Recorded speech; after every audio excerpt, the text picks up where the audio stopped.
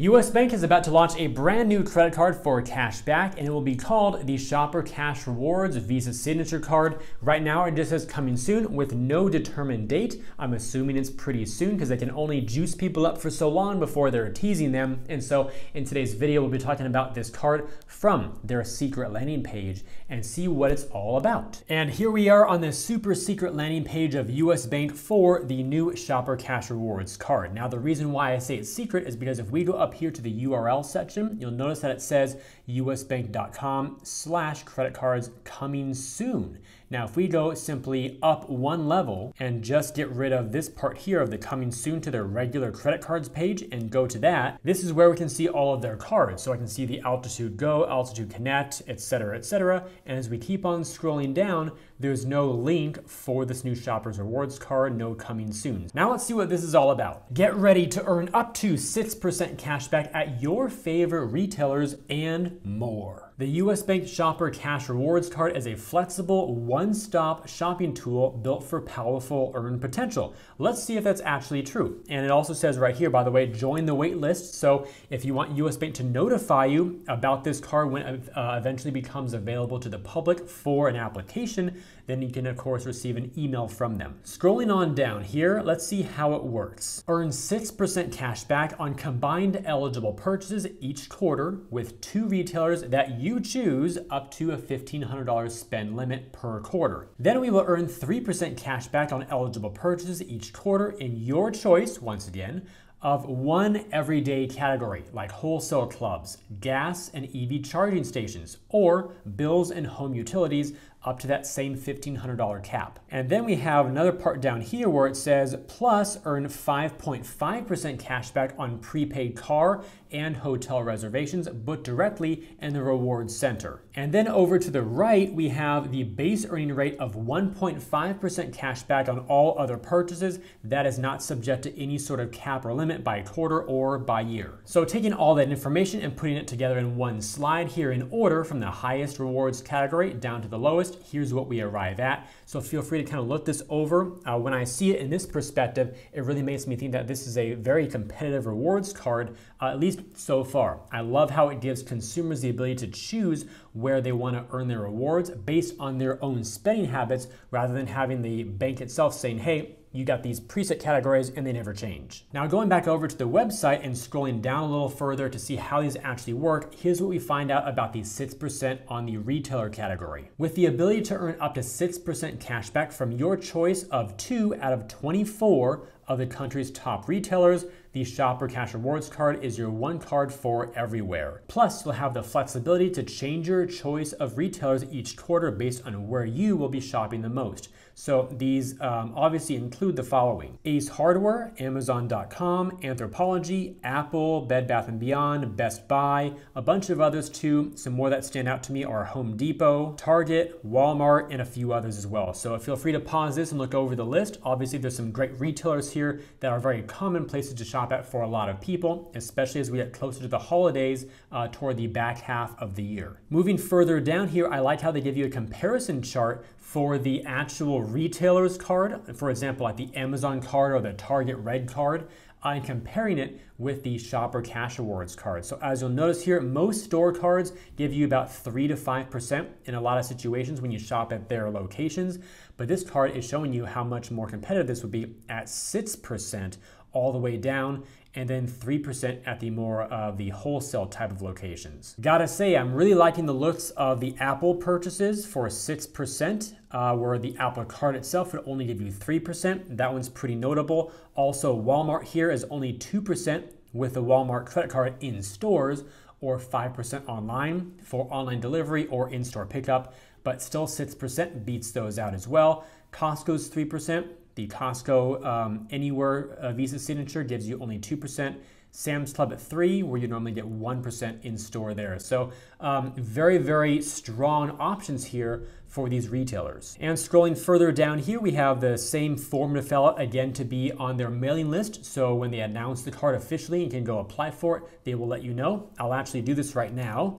That way I can be in the loop, super secret email, and sign up. Thank you for your interest. We will email you as soon as it's available to apply for. Why, thank you. Now for some thoughts around this. Again, going back to this reward structure, I think it's phenomenal how it's laid out. And if you want to earn, really high at Target, Macy's, Best Buy, Nordstrom, you're pretty much going to have to go get their store cards if you want to get to that 5% level or above with a lot of these places. So this card coming in really flexes with where you happen to be spending. If you know you've got a big home improvement project coming up next summer, well, then choose Home Depot as your 6% category. If you're going to do some holiday shopping for electronics, choose Best Buy. That alone makes this card very interesting because it allows you to have one card to rule a lot of different retail type of spend, which is great. And again, the power of choice goes back in your hands. However, nowhere on here is it mentioned where there might be an annual fee. Even if you scroll back down and look at the fine print down here, if I search the page for annual fee, doesn't come up, just the word fee.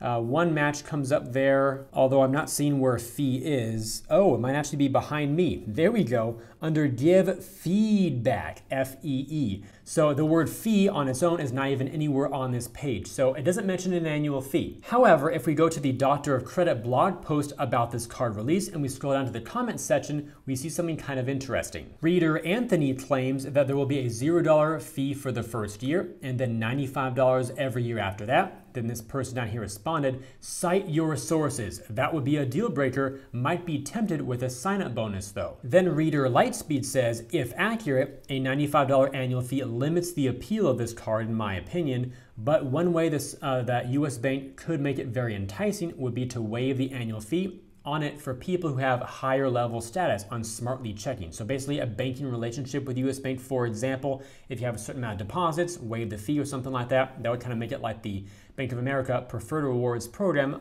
in a way. So we don't really know what's going on here with this annual fee. There might be one, there might not. At this point, it's too early to tell. And some people might just be speculating while others might be actually speaking from authoritative positions if they actually work for US Bank, and we don't know that, but we don't know what we don't know. Now, I'll admit, when I first heard about this card, I thought there was going to be no annual fee because there were spend caps here.